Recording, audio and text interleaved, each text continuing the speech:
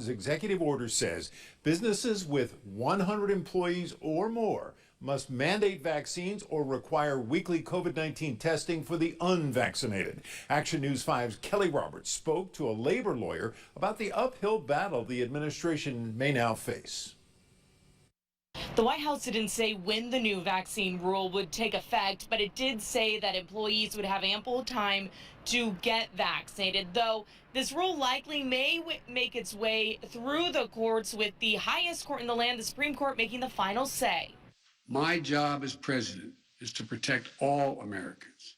President Biden says even though vaccine uptake is improving, 4 million more given in the United States in August compared to July, the number of eligible people still refusing the vaccine, he says, is prolonging the pandemic.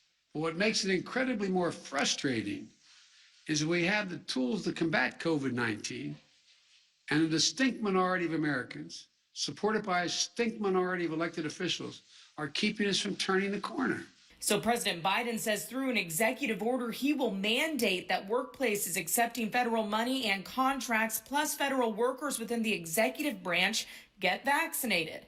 Plus, he says companies with 100 or more people must mandate vaccines or weekly COVID-19 testing for the unvaccinated. We get a lot of calls from businesses and from employees who are worried about these mandates and how it affects them. Memphis labor attorney Alan Crone says vaccine mandates through the executive order are within President Biden's authority, but a mandate for other businesses will be tougher to do.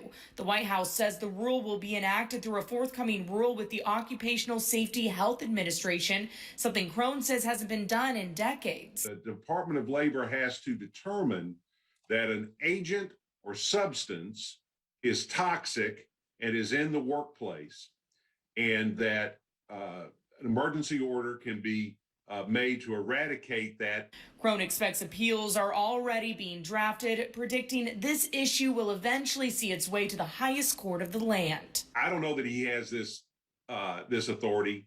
The only people who know whether he has this authority are the 9 people on the Supreme Court, because ultimately they will decide whether or not the federal government has this power. Now, Action News 5 has reached out to some of Shelby County's largest employers, including FedEx, AutoZone, and International Paper.